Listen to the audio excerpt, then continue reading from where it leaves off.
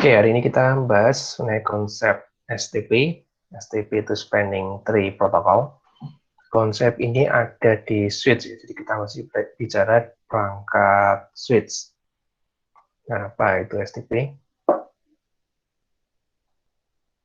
Jadi kuliah ini membahas penyebab loop dalam jaringan layer 2 dan secara singkat menjelaskan cara kerja protokol Spanning Tree. Nah, ini di dalam jaringan switch layer 2, seringkali kita gunakan redundancy. Redundancy adalah bagian penting dari desain hierarki untuk menghilangkan titik tunggal kegagalan dan mencegah gangguan layanan jaringan pada pengguna. Jadi redundancy itu untuk memberikan link lebih dari satu. Ya, jadi kita dari node sumber menuju node tujuan itu punya cara atau punya jalur lebih dari satu. Tujuannya apa? Supaya kalau ada kegagalan, ada satu titik yang gagal, ada satu titik yang down, maka jalur yang lain bisa digunakan. Ada alternatif jalur. Ya, jadi tidak seluruh sistem jadi down. Ya, ada satu perangkat yang down, satu perangkat yang gagal, tapi secara keseluruhan sistem masih bisa jalan. Nah, itu tujuan dari redundancy.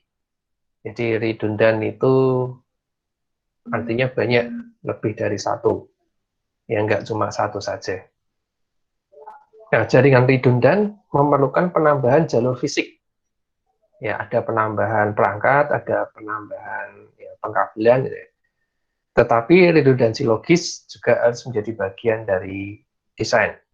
Mari kita sudah belajar VLAN, kita belajar membagi jaringan menjadi jaringan yang lebih kecil dengan menggunakan VLAN yang logis, secara logis ya, bukan secara fisik. Memiliki jalur fisik alternatif untuk data melintasi jaringan, memungkinkan pengguna untuk mengakses sumber daya jaringan meskipun ada gangguan jalur. Jadi itu tujuan dari redundansi ya. Supaya kalau satu putus, satu gagal, masih ada alternatif jalur yang lain. Jadi enggak, sistemnya tidak berhenti, sistemnya masih bisa jalan. Namun, ini permasalahannya, jalur redundan dalam jaringan Ethernet switch dapat menyebabkan loop layer 2, baik fisik maupun logis. Loop itu jadi frame yang kita kirim cuma muter-muter aja di jaringan, tapi nggak pernah sampai ke tujuan. Itu yang disebut loop. Loop itu berputar-putar. Ya, jadi dia cuma berputar-putar aja di dalam jaringan, tetapi nggak pernah sampai ke tujuan. Nah, kalau dia berputar-putar, artinya dia juga tidak berhenti. Ya, dia berputar-putar terus, ya tidak berhenti. Kalau cuma satu yang berputar-putar, ya nggak masalah ya. Tapi kalau banyak yang berputar-putar, ya akhirnya jaringannya jadi sibuk. Ya, jaringannya jadi sibuk karena ada banyak yang berputar-putar akhir. Dan koneksi yang lain pun tidak bisa dilakukan kalau jaringannya sibuk. Maka ya, loop itu harus dihindari karena loop bisa memacetkan jaringan. LAN Ethernet memerlukan topologi bebas loop. Ya, jadi kita harus bebas loop kalau kita pakai Ethernet gitu ya. Dengan jalur tunggal antara dua perangkat. Ya, jadi kalau redundancy itu kita pengennya ada banyak jalur gitu ya. Tetapi supaya bebas loop hanya satu jalur saja yang aktif.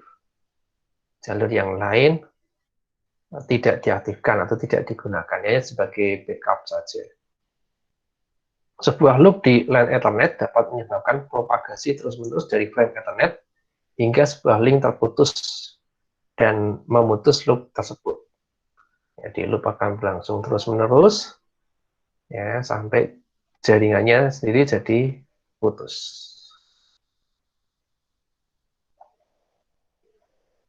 Nah, di sini ada Spanning Tree Protocol. Ya, Spanning Tree Protocol adalah protokol jaringan pencegahan loop yang memungkinkan redundansi sambil membuat topologi layer 2 bebas loop. Jadi tadi kita punya banyak jalur, tetapi hanya boleh satu jalur yang aktif. Caranya gimana? Pakai protokol STP ini, Spanning Tree Protocol.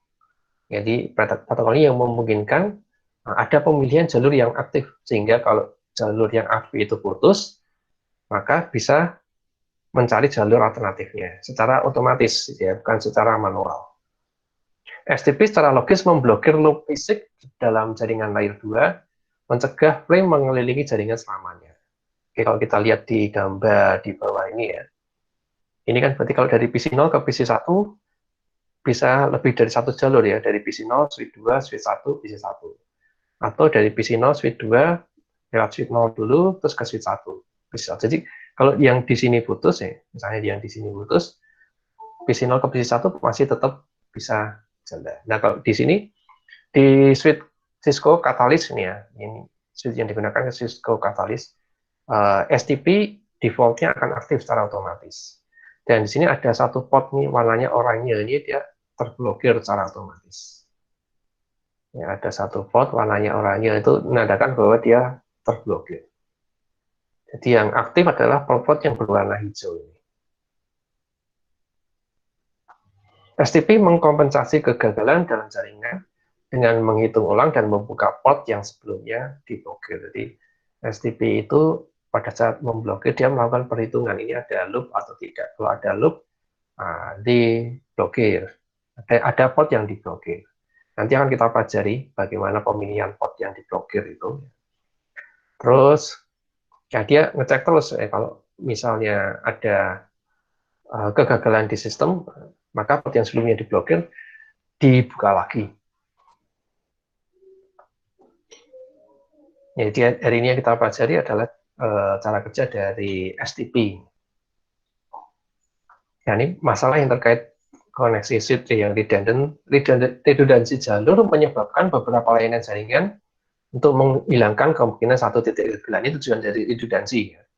Jadi menghilangkan kemungkinan satu titik kegagalan. Jadi kalau yang gagal cuma satu titik, sistemnya masih bisa jalan. Jadi kalau yang gagal ada banyak titik, ya mau bagaimana lagi ya? Ya berhenti juga. Jadi tujuannya adalah menghilangkan satu titik kegagalan. Kalau menghilangkan misalnya dua titik, ya sebenarnya jalurnya ditambah banyak lagi, tambah banyak lagi. Tapi penambahan banyak jalur juga menambah biaya juga ya, ada biaya investasi, ada biaya perawatan juga. Ketika beberapa jalur ada antara dua perangkat di jaringan Ethernet dan tidak ada implementasi spanning tree pada switch, loop layer 2 terjadi, ya, akan terjadi loop. STP ini tidak semua switch punya fitur STP ya. Switch biasa tidak punya. Switch biasa itu ya switch yang biasa dijual yang harganya murah itu ya tidak punya. Kalau kita ingin beli switch, ingin memastikan apakah ada fitur STP ini atau tidak, ya kita cek dulu spesifikasi dari switch tersebut. Ya kayak VLAN kemarin, tidak semua switch mempunyai fitur VLAN. Sehingga kalau mau beli switch yang ada fitur VLAN-nya, ya kita cek dulu apakah fitur VLAN merupakan satu fitur yang disediakan di switch tersebut. Kalau di Cisco Catalyst kita nyebutnya ya. Jadi kalau Cisco Catalyst pasti punya fitur VLAN, fitur STP di sini. Loop layer 2 dapat menyebabkan ketidakstabilan tabel alamat MAC, saturasi link ya, dan penggunaan CPU yang tinggi pada switch dan perangkat target, sehingga jaringan menjadi tidak dapat digunakan. Jadi, pokoknya kalau ada loop ya jaringannya ya putus, ya nggak bisa dipakai lagi. Ya nggak cuma putus, tetapi switch-nya jadi sibuk. Switch yang sibuk itu ditandai dengan lampunya kedip-kedip semua, kayak lampu pohon Natal itu kedap-kedip gitu. Dan kedipnya tuh cepat dan seragam. Di perangkat akhir juga sama, di antar mukanya lampunya juga kedip-kedip. Yang antara layer 2 tidak menyertakan mekanisme untuk mengenali dan menghilangkan frame perulangan tanpa henti. Nah, ini ya. Jadi kalau switch-nya nggak support STP, ya tidak punya fitur STP, ya udah nggak ada cara lain ya, mungkin secara manual. Jadi kalau switch-nya tidak support STP, ya mau nggak mau ya tidak bisa redundansi. Ya, tidak bisa dilakukan redundansi, harus satu koneksi aja dengan resiko yaitu tadi. Satu putus ya putus semua. Nah, kalau di layer 3 itu pakai IP versi 4 maupun versi 6, ada mekanisme untuk membatasi berapa kali perangkat jaringan layer 2 dapat mengirimkan ulang paket. Ya, jadi kalau di layer 2, ya tadi switch tadi kan di layer 2 ya, nggak ada mekanismenya untuk membatasi terjadinya loop. Tetapi di layer 3 ada. Ya, di IP versi 4, IP versi 6 jalan di layer 3. Sebuah router akan menurunkan TTL, ya time to live, di setiap paket IP versi 4 dan kolom hop limit di setiap paket IP versi 6. Jadi istilahnya aja yang berbeda, tapi fungsinya sama dan cara kerjanya juga sama. Kalau di IP versi 4 time to live, kalau di IP versi 6 hop limit. Cara kerjanya adalah setiap kali melewati router, setiap kali melewati perangkat layer 3, nilainya dikurangi satu, dikurangi satu, dikurangi satu, terus sampai menjadi 0. Jadi ketika field speed ini dikurangi hingga menjadi 0, sebuah router akan mendrop paket tersebut. Jadi kalau nilai time to life-nya atau hop limitnya sudah 0, maka paketnya harus di drop, tidak bisa diteruskan lagi. Nah, jadi itu kalau nilainya jadi 0, asumsinya adalah paket tersebut tersesat. Tidak pernah sampai ke tujuan, dia cuma putar-putar aja, putar-putar aja. Jadi terjadi loop di situ ya. Makanya harus di drop. Ya, seperti itu, asumsinya seperti itu. Nah, itu adalah mekanisme di layer 3 untuk mencegah loop. Sedangkan di layer 2 ya, Ethernet dan data switch yang di layer 2 tidak memiliki mekanisme yang setara untuk membatasi beberapa kali switch mentransmisikan ulang frame layer 2. Jadi kalau di layer 3 sudah otomatis gitu ya, ada mekanismenya, sehingga semua perangkat layer 3 ya pasti mempunyai mekanisme seperti ini. Tapi di layer 2 nggak ada. Semua perangkat layer 2 juga tidak memiliki mekanisme untuk menghindari loop itu. Maka dikembangkan STP, protokol STP ini. Ya, sebagai mekanisme untuk pencegahan loop untuk layer 2 Ethernet. Jadi STP dikembangkan secara terpisah dari layer 2. Ya, tidak jadi satu di layer 2 tetapi terpisah. Oleh sebab itu ya tidak semua perangkat layer 2 memiliki fitur STP. Ya, beda dengan perangkat layer 3 ya. Perangkat layer 3 pasti punya time to life dan hop limit, tergantung dari IP yang digunakan ya, versi berapa, versi 4 atau versi 6.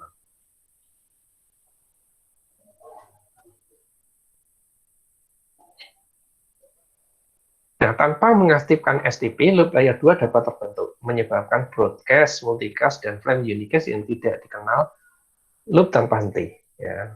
Frame yang tidak dikenal itu adalah frame yang rusak itu ya, yang alamat tujuannya, frame yang tidak dikenal itu adalah frame yang alamat tujuan, alamat MAC tujuannya belum tercantum di dalam sheet.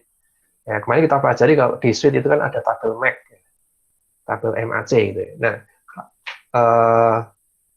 kalau misalnya switch-nya baru dinyalakan kan tabelnya kosong. Ketika ada frame masuk dengan alamat tujuan tertentu, kan belum ada di situ, maka akan di broadcast. Itu ya, frame itu yang disebut sebagai frame yang tidak dikenal. Jadi alamat tujuannya belum tercantum di tabel MAC-nya. Ya, dia akan mengalami looping tanpa henti. Ya. Kalau tidak ada STP dan jaringannya redundansi. Kadang redundansi juga bisa tidak sengaja, gitu ya. Tidak sengaja redundansi. Kalau di laboratorium kita, itu laboratorium komputer kita yang di UGAS itu, satu laboratorium itu kan bisa berisi sampai 25 unit komputer. Nah, padahal switch yang dipakai itu jumlah portnya 24 maksimal. Nah, kalau 25 unit komputer kan nggak cukup kalau pakai port 24. Nah, solusinya biasanya pakai dua switch. Ya. Satu 24 port, satu lagi yang 8 port. Atau dua switch yang dua-duanya 16 port. Nah, supaya tidak terjadi loop, ya hanya ada satu kabel aja yang menghubungkan antara kedua switch tersebut. Nah, kadang yaitu tidak sengaja salah nyambungkan kabel. Jadi ada bisa lebih dari satu kabel menghubungkan kedua switch tersebut. Akibatnya ya terjadi loop. Ya, apalagi switch yang dipakai di laboratorium itu tidak punya fitur STP. Ya, jadi pasti terjadi loop dan macet jaringannya. Nah, itu ya sering terjadi seperti itu. Jaringannya nggak connect, nah, ternyata terjadi loop karena salah nyambungkan kabel di switch.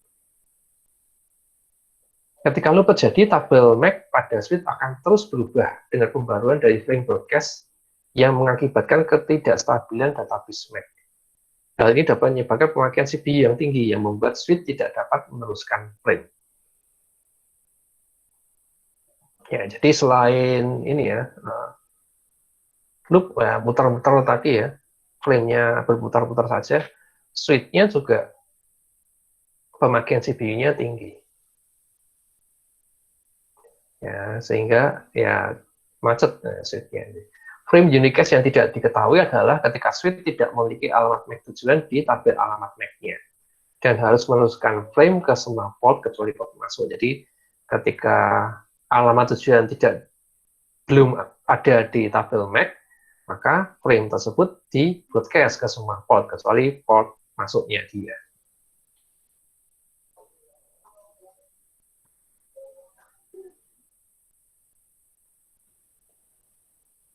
Nah, ada istilah badai broadcast ya. Badai broadcast itu adalah jumlah broadcast yang sangat tinggi yang membanjiri jaringan selama jangka waktu tertentu.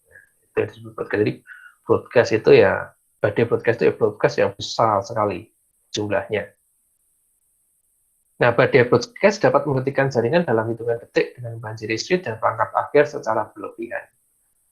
Ya, jadi kalau terjadi badai broadcast, ya switch-nya akan bekerja keras tadi, pemakaian CPU-nya juga akan tinggi, sehingga memacetkan perangkat.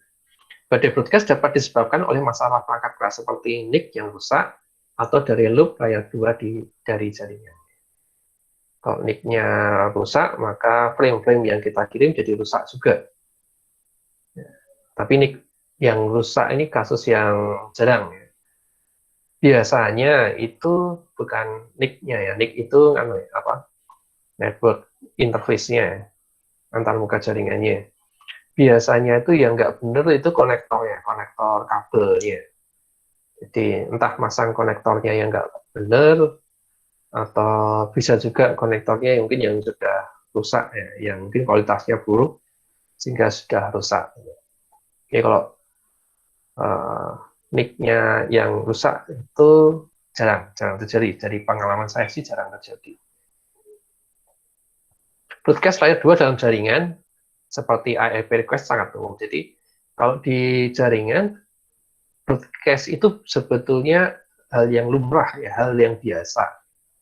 Ya. ARP request itu adalah ini ya, menanyakan alamat MAC kalau kita tidak tahu alamat MAC tujuan. Nah, karena kita koneksi itu kalau kita ini ya mempelajari pemrograman jaringan itu, kita connect itu menggunakan alamat IP, itu alamat layer 3. Kita menggunakan alamat IP yang ada di layer 3. Padahal ketika kita koneksi kita butuh alamat MAC juga, alamat layer 2 juga. Nah, kalau belum tahu ya tanyanya bagaimana? Broadcast ke jaringan. Alamat IP ini siapa yang punya? Ya, kira-kira pertanyaan itu kalau dalam bahasa Indonesia. Nanti yang punya alamat IP itu kan jawab, saya yang punya. Ya, ketika dia jawab itu kan dia sudah menyatakan alamat MAC-nya dia ya. Alamat MAC-nya dia sebagai alamat sumber, alamat MAC sumber. Jadi ARP request-nya itu broadcast, nanti jawabannya nanti unicast dalam bentuk unicast. Ya itu contoh broadcast ya. Jadi broadcast itu atau ya komunikasi satu ke semua ya. Sorry. Broadcast itu satu ke semua. Itu adalah hal yang umum. Ya, hal yang lumrah.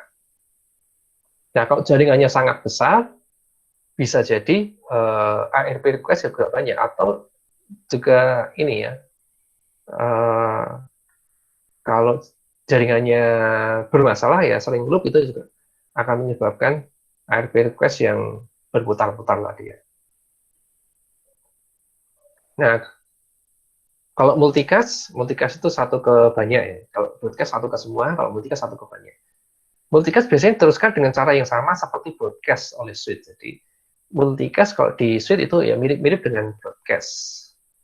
Ya, bedanya ya kalau multicast itu sudah diseleksi dulu alamat mana yang akan dikirimi. Jadi tidak semua ya, tetapi tertentu saja. Nah, kalau di IP versi 6 tidak pernah diteruskan sebagai broadcast layer 2. Nah, jadi ICMP versi 6 Network Discovery ini protokol IP versi 6 ya, menggunakan multicast layer 2. Jadi di IP versi 6 ini ya dia kan pengembangan dari IP versi 4 ya. Ya, ini ya, para ahli sudah memungkinkan ternyata komunikasi broadcast itu merugikan. Banyak merugikannya daripada menguntungkannya. Maka di IP versi 6 broadcast itu ditiadakan. Komunikasi broadcast itu ditiadakan.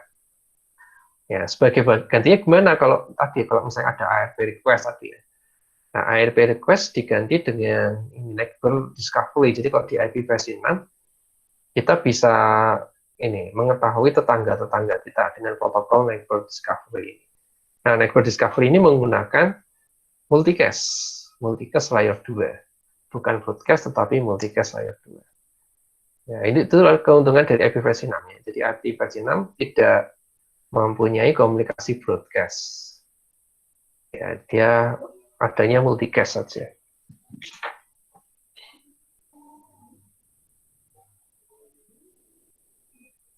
Nah, host yang terperangkap dalam loop layer 2 tidak dapat diakses oleh host lain di jaringan. Jadi kalau ada loop layer 2 ya, ada tadi ya berputar-putar frame-nya berputar-putar tadi, maka ya host-host yang tersambung ke switch tersebut yang nggak bisa diakses host lain di jaringan, artinya macet jaringannya.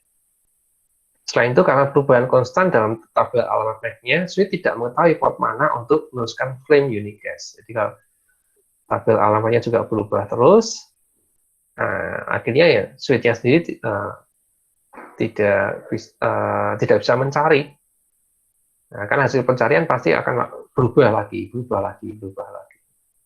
Untuk mencegah masalah ini terjadi di jaringan yang redundant, beberapa jenis spanning tree harus diaktifkan di switch. Biasanya sih kalau ada fitur ini, protokol STP ini akan aktif. Default-nya ya, setahu saya default-nya itu aktif. Kalau di Cisco aktif, ya. Spanning tree diaktifkan secara default pada switch Cisco untuk mencegah loop layer 2 terjadi. Dan setahu saya di switch-switch lain yang punya fitur STP ini juga default-nya aktif. Nah, sehingga tidak perlu kita konfigurasi macam-macam ya, dia sebetulnya aktif.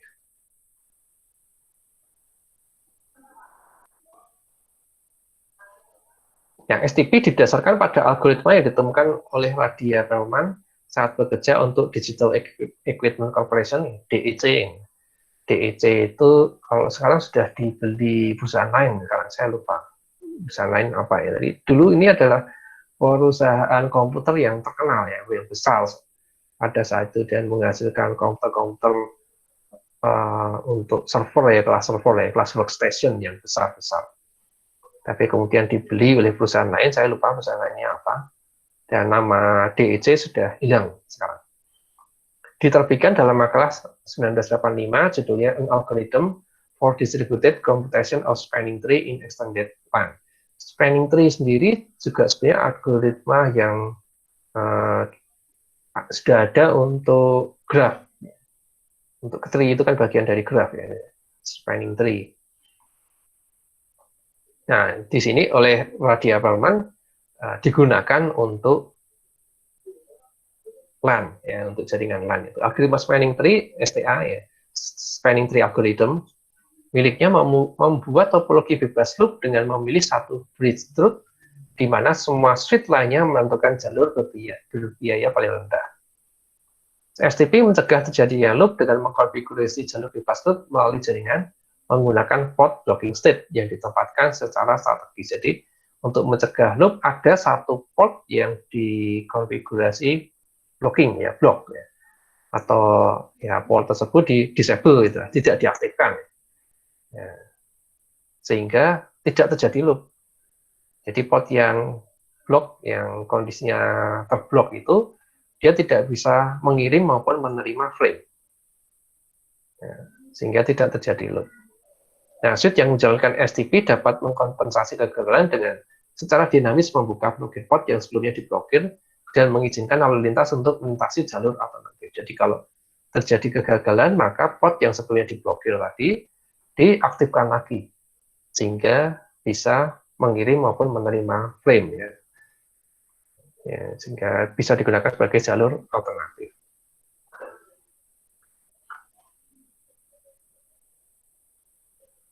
Ya, bagaimana STI Spanning Tree Algorithm ini membuat topologi bebas loop? Ya, ada beberapa langkah ini. Yang pertama, memilih root bridge. Ya, bridge atau switch. Ya. Jadi, root bridge ini adalah satu switch yang menjadi titik referensi bagi seluruh jaringan untuk membangun spanning tree di sekitarnya. Ya, jadi ada satu switch yang digunakan sebagai referensi, yang dijadikan sebagai referensi. Istilahnya adalah root bridge atau bridge root. Nah, setelah dapat root bridge-nya, kemudian berikutnya blok redundant path. Ya, blokir jalur yang redundant. STP memastikan bahwa hanya ada satu jalur logis antara semua tujuan di jaringan, dan dengan sengaja memblokir jalur redundant yang dapat menyebabkan loop. Ketika port diblokir, data pengguna dicegah masuk atau keluar dari port itu. Kemudian berikutnya, buat topologi bebas loop, port yang diblokir memiliki efek menjadikan link itu sebagai link non-penerusan antara dua switch. Ya, jadi link yang tidak dipakai, ya, tidak meneruskan frame. Hal ini menciptakan topologi di mana setiap switch hanya memiliki satu jalur ke root bridge, mirip dengan cabang di pohon yang terhubung ke akar. Jadi root bridge itu akar dari pohon. Kalau kita gambar pohon, kalau dalam ilmu komputer, kita gambar pohon akarnya paling atas ya, bukan di bawah tetapi di atas, justru di atas. Terus kemudian membentuk dahan ya, dan daun, ya, membentuk ranting dan daun, dan tidak ada looping ya, kalau di dalam pohon tidak ada looping. Ini seperti itu. Ya, jadi mirip dengan cabang di pohon yang terhubung ke akar pohon.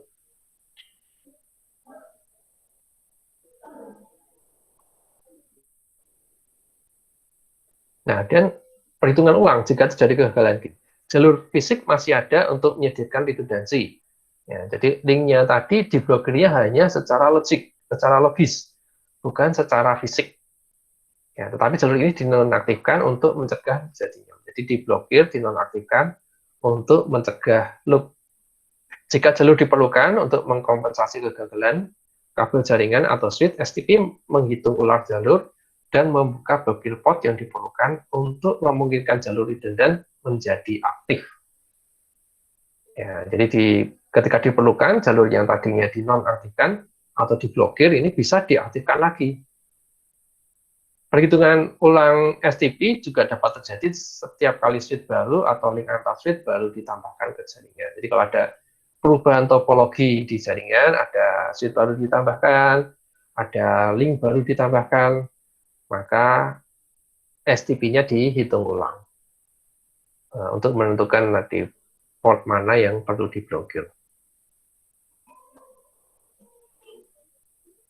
Nah, langkah-langkah dari algoritma STA ini ya, STA itu Spanning Tree Algorithm, kalau STP Spanning Tree Protocol.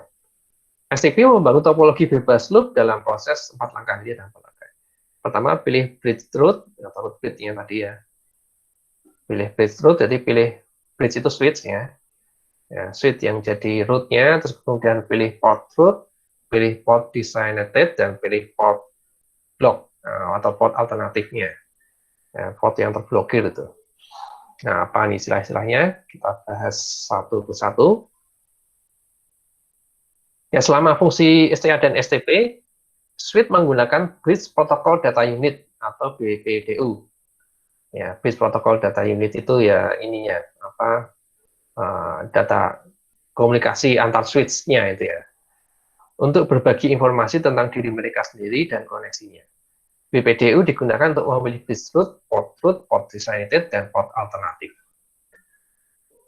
Setiap BPDU berisi bridge ID, BID. Bridge ID berarti bridge to switch tadi ya. Jadi disebut bridge, maksudnya perangkat layer 2. Ya.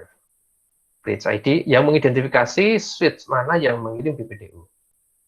BID terlibat dalam membuat banyak keputusan STA termasuk peran bridge dan port root. BID berisi nilai prioritas, alamat MAC switch, dan ID extended system. Extended system itu biasanya kalau kita menggunakan VLAN. Kalau kita menggunakan VLAN kan ada VLAN ID. Nah, ini yang dimaksud ID extended system itu. Kalau ada, defaultnya VLAN-nya 1. Jadi ada, ya ID-nya ada. Karena default VLAN itu 1 ID-nya. Nilai BID terendah ditentukan oleh kombinasi ketiga bit. Jadi nilai ketiga bit ini dijumlahkan untuk membentuk nilai BID terendah. Nah, 3 nilai tadi, nilai prioritas, alamat MAC, dan ID extended system. Itu membentuk nilai BID. Ya, ada istilahnya bridge priority, ya, prioritas bridge. Nilai prioritas default untuk semua switch Cisco adalah nilai desimal 32768. Nilainya sendiri merupakan kisaran dari 0 sampai 61440 dengan kelipatan 4096. Jadi nilainya kelipatan 4096. Prioritas bit yang lebih rendah lebih disukai. Jadi bit yang BID yang rendah, nilainya rendah itu berarti prioritasnya tinggi. Ya, yang nilainya rendah itu prioritasnya tinggi. Kalau nilainya tinggi, prioritasnya rendah. Jadi kebalikannya. Gitu ya. Prioritas bit yang lebih rendah lebih disukai. Gitu ya. Prioritas bit 0 didahulukan di atas semua prioritas bit lainnya. Extended system ID, nilai ID extended system adalah nilai desimal yang ditambahkan ke nilai prioritas bit di BID untuk mengidentifikasi VLAN untuk BPDU ini. Defaultnya adalah 1 kalau nggak kita setting ya. Kalau kita setting, seperti yang kita pelajari kemarin, ya nilainya sesuai dengan VLAN-nya. Dan ada alamat MAC jika dua switch dikonfigurasi dengan prioritas yang sama dan memiliki ID extended system yang sama. Switch yang memiliki alamat MAC dengan nilai terendah yang dinyatakan dalam hexadesimal akan memiliki BID yang lebih rendah. Ya, jadi BID setiap switch itu beda-beda. Ya, beda-beda. Nah, bagaimana kalau sama ya? Nanti ada pemilihan. Nah, ini memilih bridge root ya. Tadi langkah-langkah 4 langkah tadi, yang pertama memilih bridge root.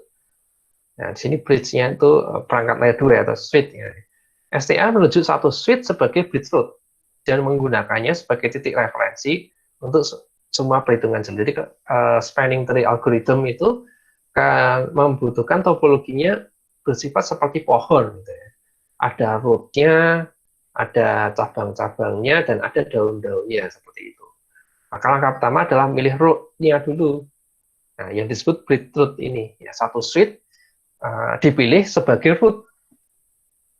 Ya, dia sebagai root terus digunakan sebagai titik referensi untuk semua perhitungan jalur. Switch-switch bertukar BPDU untuk membangun topologi bebas loop yang dimulai dengan memilih bridge root ini. Semua switch di domain broadcast, ya, kita pelajari domain broadcast itu ya. Domain broadcast itu kalau kita kirim komunikasi broadcast berarti ya semua perangkat yang terkoneksi ke domain broadcast akan menerima komunikasi broadcast tersebut. Semua switch di domain broadcast berpartisipasi dalam proses pemilihan. Setelah switch boot ya, switch dinyalakan ya, ia mulai mengirimkan frame BPDU setiap 2 detik. Jadi BPDU dikirim setiap 2 detik. Isi frame ini adalah BID dari switch pengirim, ya BID tadi berasal dari 3 nilai tadi ya, prioritas, alamat MAC, dan extended system, dan BID dari root bit yang dikenal sebagai root ID. Switch dengan BID terendah menjadi bridge root. Ya, jadi dari beberapa BID yang terkumpul dicari yang paling rendah, dan itu adalah bridge root-nya. Pada awalnya, semua switch mendeklarasikan dirinya sebagai bridge root dengan BID-nya sendiri ditetapkan sebagai ID root. Akhirnya, switch belajar melalui pertukaran BPDU mana yang memiliki BID terendah. dan akan menyetujui satu bridge route. Ya.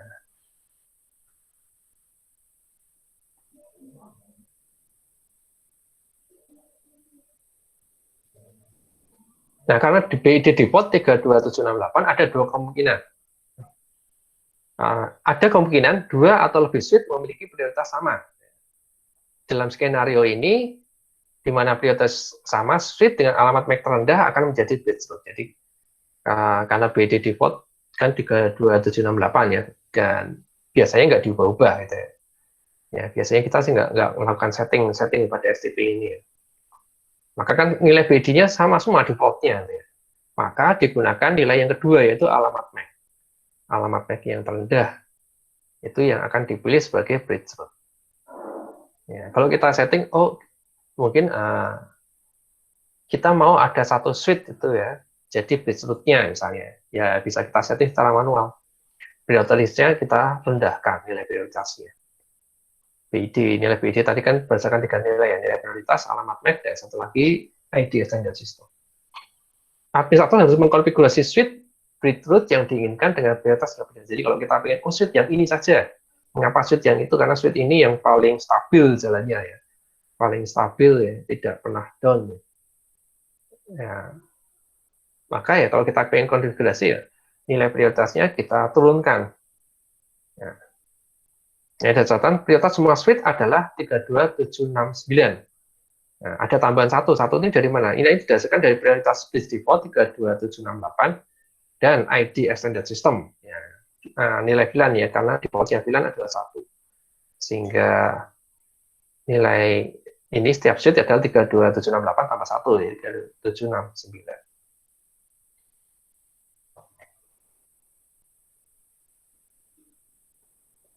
Ya, kemudian menentukan biaya root path. Ketika bridge route telah dipilih untuk contoh spanning tree tertentu, ya, untuk ini ya, satu pohon spanning tree tadi ya, STA mulai menentukan jalur terbaik ke bridge route dari semua tujuan dalam domain broadcast. Informasi jalur yang dikenal sebagai biaya root path internal ditentukan oleh jumlah semua biaya port individu di sepanjang jalur dari suite ke bridge route. Ketika sebuah suite menerima PDU, suite itu menambahkan biaya port masuk segmen untuk menentukan biaya root path internalnya. Biaya port default ditentukan oleh kecepatan berapa port beroperasi. Tabel di bawah ya, menunjukkan biaya port default yang disarankan IEEE. Suite Cisco secara default menentukan nilai yang ditentukan oleh standar IEEE 802.1d yang juga dikenal sebagai biaya jalur pendek untuk STP dan RSTP. Ya. Di sini ada angka defaultnya. STP yang berdasarkan 802.1d dan RSTP 802.1w. RSTP itu apa nanti kita bahas. Jadi ini ada nilai-nilai defaultnya, ini adalah cost-nya ya, cost atau biaya.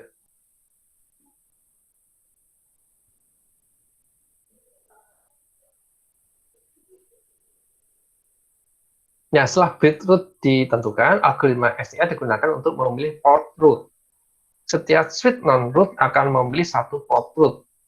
Ya, jadi setiap suite non-root akan memilih satu port non-root, satu port route. Port route adalah port yang paling dekat dengan bridge route dalam hal biaya keseluruhan ke bridge route. Biaya keseluruhan ini dikenal sebagai biaya root path internal. Ya, jadi biaya keseluruhan itu biaya menuju ke root tadi ya. Ya, tadi kan biaya kita ada nilai default per port tadi ya, nilai default per port nanti ditambahkan menuju ke root, ke bridge root, itu adalah biaya keseluruhan. Itu yang disebut sebagai biaya root path internal. Nah, yang biayanya paling rendah jadi dari satu suite itu dicek ya, port mana yang biayanya paling rendah untuk menuju ke bridge root. Nah, yang biaya paling rendah itu akan dijadikan port root-nya. Biaya root path internal sama dengan jumlah semua biaya port di sepanjang jalur ke bridge root. Jalur dengan biaya terendah menjadi lebih disukai, lebih dipilih. Nah, dan semua jalur redundant lainnya diblokir. Jadi dicek port mana yang punya jalur ke bridge root. Kan tidak semua port punya jalur ke bridge root ya. Kalau ada lebih dari satu port, ya, nah itu bisa dicari, dihitung biaya root path internalnya. terus dipilih yang paling rendah. Yang paling rendah itu jadi port root. Sedangkan port lain yang punya jalur ke bridge root diblokir. Ya, akan diblokir.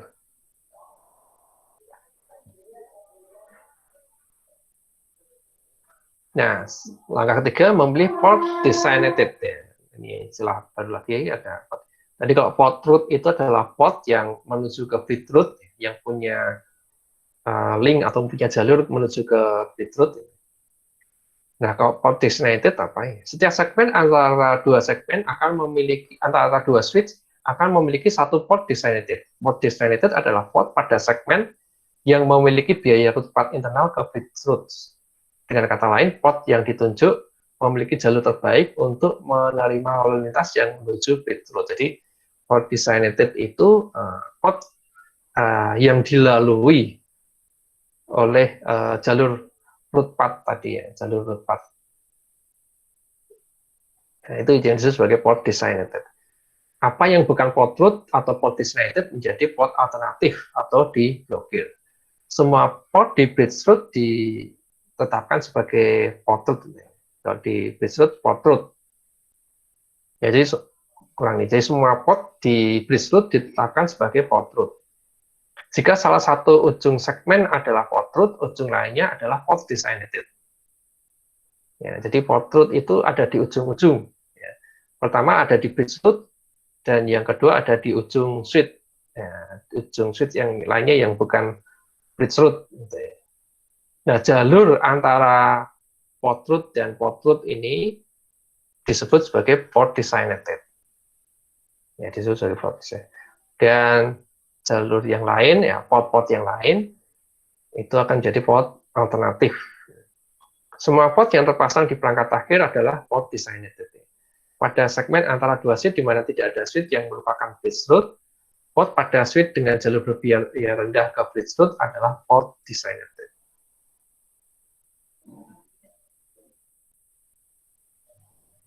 Nah, yang terakhir memilih port alternatif atau port yang diblokir. Jika port bukan port root atau port designated, maka port tersebut menjadi port alternatif. Port alternatif sedang dalam keadaan mendrop atau memblokir untuk mencegah loop. Ya, jadi statusnya blok, ya, statusnya terblokir atau diblokir untuk mencegah loop tadi. Nah, ketika switch memiliki beberapa jalur dengan equal cost ke bridge root, ya, tadi nilai biayanya sama, ya. Nah, tadi kan dihitung berapa biaya menuju bridge root. Nah, bisa jadi ada beberapa port punya biaya yang sama, ya, disebut equal cost, ya, biayanya sama. Switch akan menentukan port menggunakan kriteria berikut. Pertama, BID pengirim yang terendah. Kedua, prioritas port pengirim terendah. Yang ketiga adalah ID port pengirim terendah. Jadi itu ada 3 kriteria tersebut yang digunakan kalau ternyata ada beberapa jalur dengan biaya sama.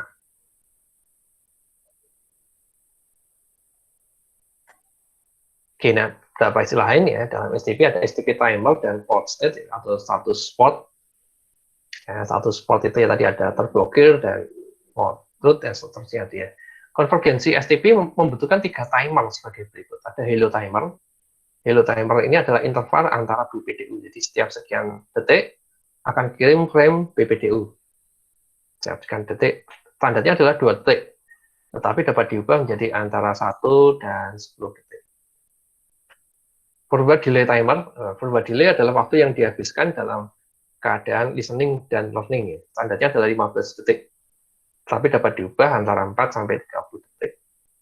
Ada max age timer, umur maksimal atau max age adalah lamanya waktu maksimum sebuah switch menunggu sebelum mencoba mengubah topologi STP. Standarnya adalah 20 detik, tapi dapat diubah menjadi antara 6 hingga 40. Ya, jadi itu ada 3 timer ya, 3 jenis timer. Nilai default dapat diubah di bridge root yang menentukan nilai pengatur waktu ini untuk domain STP. Jadi mengubah nilainya ini di bridge root. Jadi kalau kita ingin mengubah nilai ini, ya bridge root-nya harus kita tentukan secara manual ya. dengan cara nilai prioritasnya kita ubah jadi rendah nilainya. Karena kalau nggak kita tentukan kan beetroot itu kan dipilih otomatis. Ya, jadi siapa tahu kita yang kita setting justru bukan jadi beetroot. Nah, parah. Nggak bisa.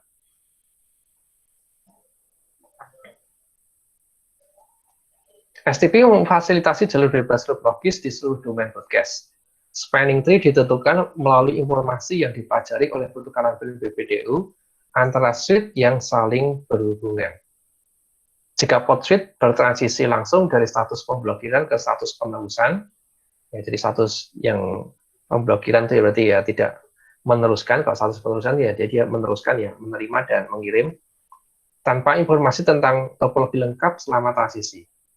Port tersebut dapat membuat loop data untuk sementara. Jadi ketika awal ya, ketika spanning tree-nya masih jalan, bisa jadi ada loop. Nah, bisa ada kemungkinan terjadinya loop pada switch tersebut. Nah, untuk alasan ini STP memiliki 5 status port. 4 diantaranya adalah port status operasional. Operasional berarti tidak terblokir. Keadaan dinonaktifkan dianggap non-operasional. Jadi yang dinonaktifkan atau terblokir itu non-operasional. Ada 5 port status. Nah, ini rinciannya nih, 5 ada blocking, listening, learning, forwarding, disabled. Ya, blocking itu hanya menerima saja, tabel MAC-nya tidak diupdate. Kemudian listening itu bisa ngirim, bisa terima, tetapi dia tidak mengubah tabel MAC. Learning itu mengirim dan menerima, dia mengupdate tabel MAC, tetapi tidak meneruskan data frame. Ya, data frame itu ya frame yang dari pengguna ya, bukan frame BPDU atau frame lainnya. Forwarding, nah kalau forwarding ini yang aktif, benar-benar aktif gitu ya. Receive, kirim dan terima, update tabel MAC dan juga meneruskan data frame. Disabled ini tidak kirim terima sama sekali dan tidak mengupdate tabel MAC. Oke, ada 1, 2, 3, 4, 5, ada 5 satu spot. Dan yang disabled ini non-operasional, kalau ada yang lainnya operasional.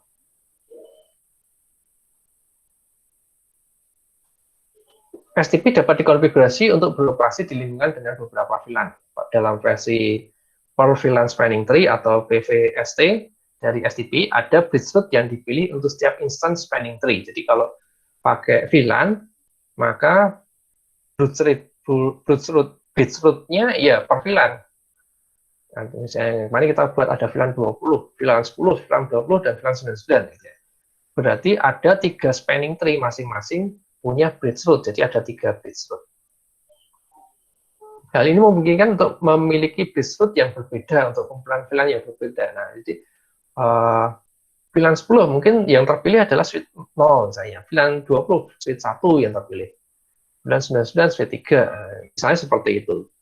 Bisa berbeda-beda, tapi juga bisa sama. STP mengoperasikan instance STP terpisah untuk masing-masing VLAN. Jika semua port di semua switch adalah anggota VLAN 1, maka hanya ada satu instance spanning tree.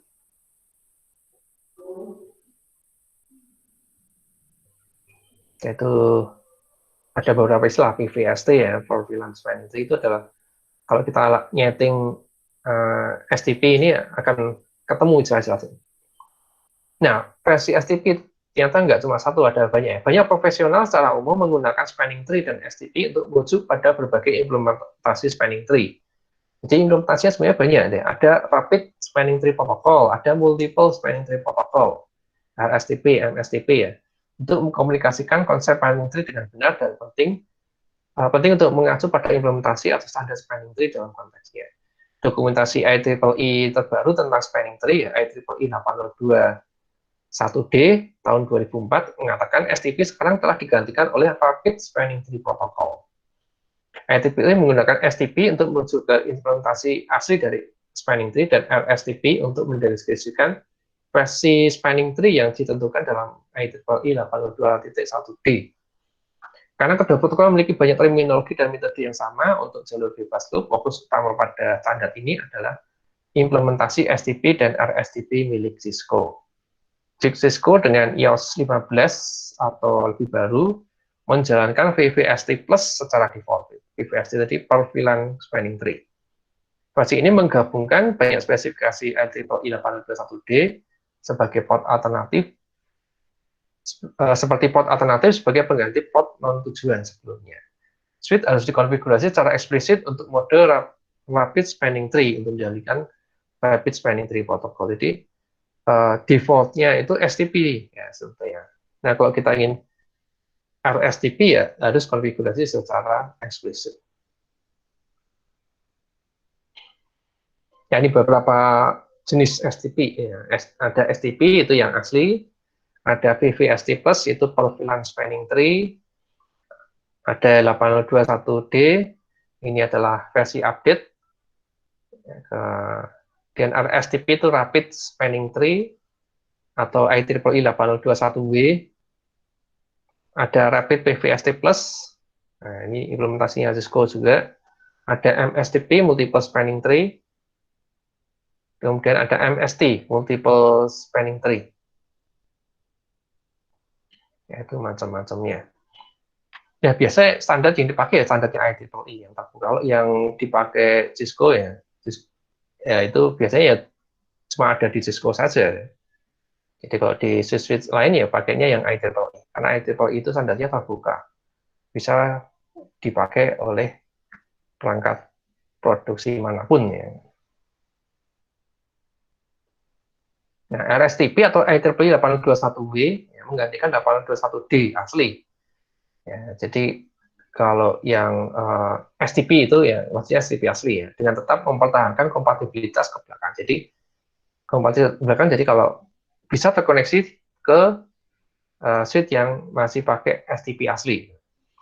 Terminologi 821W STP tetap sama dengan terminologi IEEE 821D STP yang asli. Sebagian besar parameter tidak diubah. Pengguna yang terbiasa dengan standar STP asli dapat dengan mudah mengkonfigurasi RSTP. Algoritma spanning tree yang sama digunakan untuk STP dan RSTP untuk menentukan peran port dan topologi. RSTP meningkatkan kecepatan bentukan ulang spanning tree ketika topologi jaringan layer 2 berubah. Jadi, maka di sini disebut rapid gitu ya. Karena ada peningkatan kecepatan dalam perhitungan ulang spanning tree. RSTP dapat mencapai konvergensi jauh lebih cepat dalam jaringan yang dikonfigurasi dengan benar. Terkadang hanya dalam beberapa ratus menit. Ingat tadi ya, ketika dilakukan perhitungan spanning tree, maka jaringannya bisa terjadi kondisi loop. Ya, jadi ketika masih perhitungan, jaringannya bisa masuk ke kondisi loop. Nah, makanya diusahakan perhitungannya cepat. Ya, supaya kemungkinan untuk terjadi loop-nya seminimal mungkin. Nah, maka di sini RSTP ini dia menggunakan perhitungan yang cepat, hanya beberapa ratus milidetik, jadi nggak sampai 1 detik, cuma 0, sekian detik aja ya. Diharapkan pada jangka waktu itu tidak terjadi loop. Jika port dikonfigurasi menjadi port alternatif, port dapat segera berubah ke status penerusan ya, tanpa menunggu jaringan untuk convergent. Ini kelebihannya juga ya. Jadi downtime-nya rendah ya. Jadi kalau ada satu link yang putus, downtime-nya rendah karena perhitungannya juga cepat, sehingga port alternatifnya segera bisa digunakan. Ada catatan di Rapid PVST Plus adalah implementasi Cisco dari RSTP. Jadi ini kalau disebut implementasi Cisco berarti ya hanya bisa jalan di perangkat Cisco saja, tidak bisa jalan di perangkat yang lain. Kalau yang IEEE itu bisa jalan di perangkat-perangkat yang lain, nggak cuma Cisco saja. Ini pada basis per VLAN. Dengan Rapid PVST Plus, Instant Independent RSTP berjalan dalam setiap VLAN. Jadi tadi kemarin kita membuat beberapa VLAN ya, ada VLAN 10, VLAN 20, VLAN 9, jadi ada 3 instant RSTP yang berjalan. Ada 3 pohon yang berjalan, 3 algoritma, 3 proses RSTP yang berjalan.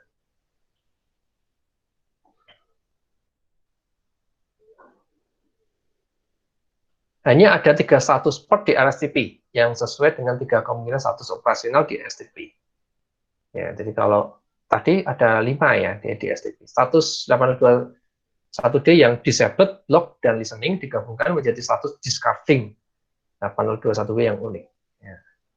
Jadi ada 3 port ya, disabled, block, dan listening itu jadi satu, istilahnya adalah discarding. Port root dan port designated sama untuk STP dan RSTP, namun ada dua peran port RSTP yang sesuai dengan status pemblokiran STP. Di STP, port yang diblokir didefinisikan sebagai bukan port designated dan bukan port root. RSTP memiliki dua peran port untuk tujuan ini, yaitu port backup dan port alternatif. Jadi kalau di STP itu statusnya port terblokir, kalau di RSTP ada dua, port backup dan port alternatif. Jadi tadi STP aslinya ada 5, yang 3 digabung jadi 1. Nah, yang 3 digabung 1, ada 1 yang malah jadi 2 gitu ya. Port backup dan port alternatif. Port alternatif memiliki jalur alternatif ke bit root. Port backup adalah cadangan untuk media bersama seperti hub. Jadi port backup itu digunakan untuk koneksi ke perangkat yang ini ya, tidak mendukung protokol ini ya. Port backup kurang umum karena hub sekarang dianggap sebagai perangkat lawas. Sangat pasti sudah nggak ada yang jual lagi ya port hub itu. Karena sudah digantikan dengan switch.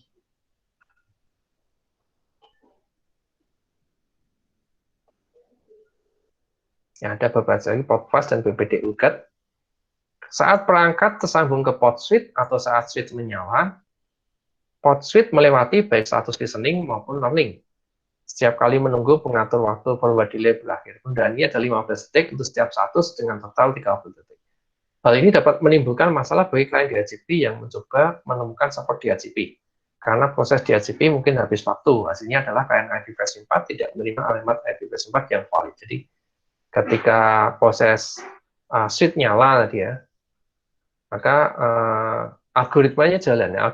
Ketika algoritmanya jalan ini butuh waktu ya, enggak langsung cepat itu. Waktunya itu bisa sampai 30 detik sendiri. Nah, padahal bisa jadi ini nyalanya bareng-bareng gitu ya. Mungkin pada habis listrik mati gitu ya. Terus kemudian listrik nyala, semua perangkat nyala bareng. Nah, switch-nya tertunda 30 detik, sedangkan perangkat lain mungkin sudah up ya, dan dia meminta IP lewati server DHCP. Tetapi karena switch-nya belum aktif, ya, bisa jadi nggak dapat IP karena tidak terkoneksi ke server DHCP. Ketika port switch dikonfigurasi dengan port fast, port tersebut beralih dari status block ke status penerusan dengan segera, menghindari penundaan 30 detik. Jadi ada satu solusi ya supaya tidak tertunda 30 detik, yaitu statusnya kita jadikan port fast. Anda dapat menggunakan port fast pada port akses untuk memungkinkan perangkat yang terhubung ke port ini mengakses jaringan dengan segera. Jadi port fast itu untuk port yang terkoneksi dengan perangkat. Port akses itu kan terkoneksi dengan perangkat. Port fast sebaiknya hanya untuk port akses. Jika Anda mengaktifkan port fast pada port yang menghubungkan ke switch lain, Anda berisiko membuat loop spanning tree.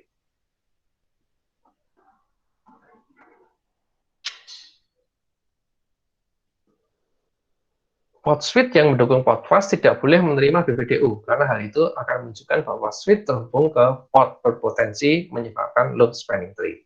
Switch Cisco mendukung fitur yang disebut BPDU guard. Saat diaktifkan, switch itu segera melemparkan port switch dalam status error disabled ya, setelah menerima BPDU apapun. Hal ini melindungi dari potensi loop dengan mematikan port secara efektif. Administrator harus secara manual membalikan atau mengangkat lainnya. Jadi ketika di blokir ini, statusnya error disabled ini, dia nggak secara otomatis aktif lagi ya, harus diaktifkan secara manual oleh admin.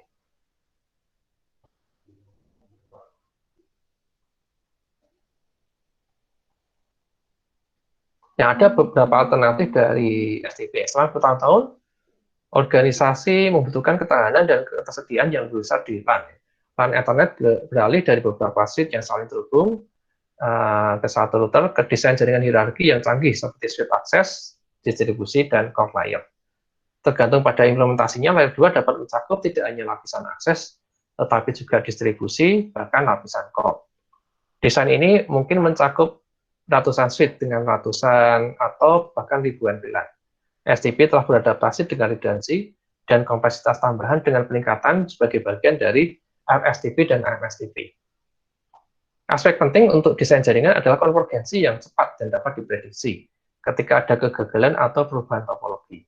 Spanning tree tidak menawarkan efisiensi dan prediktabilitas yang sama dengan yang disediakan protokol routing pada layer 3. Nah, jadi sebenarnya spanning tree itu harus dihindari kalau kita ingin efisien. Gitu ya. Routing layer 3 memungkinkan jalur dan loop redundant dalam topologi tanpa memblokir port. Untuk alasan ini, beberapa lingkungan sedang bertransisi ke layer 3 di mana-mana, kecuali di mana perangkat terhubung ke switch lapisan akses. Dengan kata lain, koneksi antara switch lapisan akses dan switch distribusi akan menjadi layer 3, ya, bukan layer 2.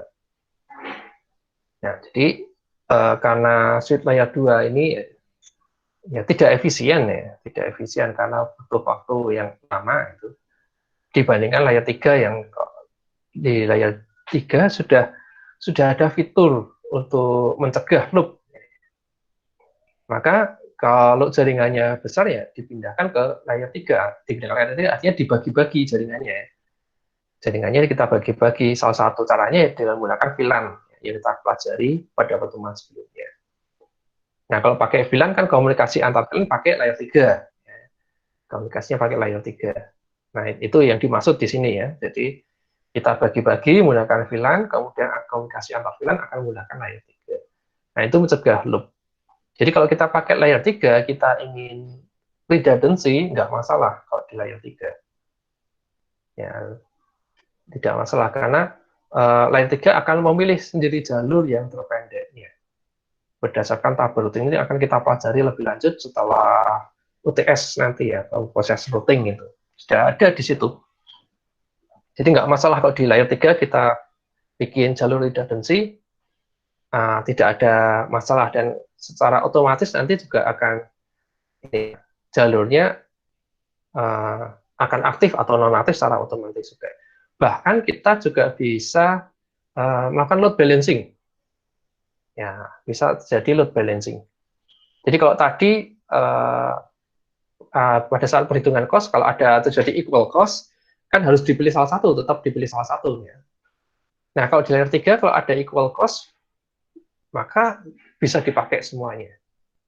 Ya, kalau ada equal cost, bisa dipakai semuanya, sehingga terjadi load balancing. Itu keunggulan layer 3 dibandingkan di layer